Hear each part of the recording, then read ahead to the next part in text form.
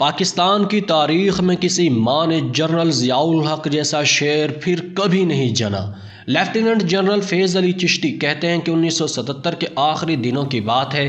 Martial law کے نفاذ کو چند ماہ ہی گزرے تھے۔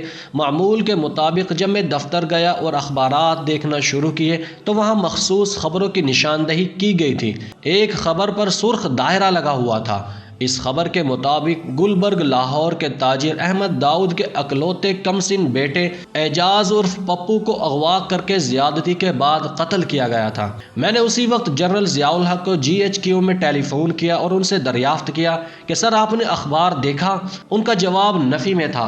میں اخبار لے کر GHQ میں ان کے دفتر پہنچ گیا اور ان سے کہا کہ مارشل لاء کے دوران بچے کا اغوا اور قتل مقام افسوس ہے، اس طرح عوام کا اعتماد اٹھ جائے گا۔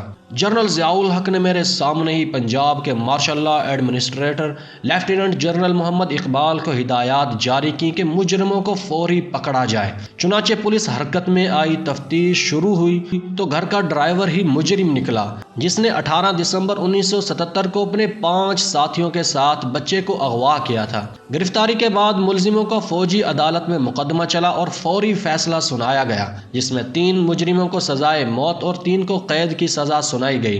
مجرموں کو نشان عبرت بنانے کے لیے ملکی تاریخ میں پہلی بار سرعام پھانسی کا فیصلہ کیا گیا جس کے لیے 23 مارچ 1978 کی تاریخ مقرر کی گئی۔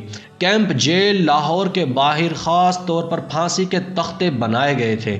ایک اندازے کے مطابق 5 لاکھ افراد پھانسی کا یہ منظر دیکھنے امڈ آئے۔ شام کے 5 بجے مجرموں کو پھانسی دے دی گئی لیکن ان کی لاشیں لٹکتی رہیں اور ان کو شام کا اندھیرا ہونے کے بعد اتارا گیا۔ اس سزا کا نتیجہ یہ ہوا کہ مارشل لاء کے دور میں اس نوعیت کا واقعہ پھر کبھی پیش نہیں آیا۔ تو دوستو، آج کے دنوں میں ہمارے ملک میں اس طرح کے واقعات مزید بڑھتے چلے جا رہے ہیں۔ تو دوستو، کیا پھر ہمیں کسی جنرل ضیاء الحق کی ضرورت ہے جو اس طرح کے واقعات پر فوری ایکشن لے اور مجرموں کو نشان عبرت بنا دے؟ دوستو، ہمیں کمنٹ باکس میں اپنی رائے سے آگاہ ضرور کرنا۔ آج کی یہ ویڈیو یہیں تک تھی۔ اگر ویڈیو پسند آئی ہو تو اسے لائک اور چینل کو سبسکرائب ضرور کر دینا۔ ملتے ہیں اگلی ویڈیو میں، تب تک کے لیے اجازت دیجیے۔ اللہ حافظ۔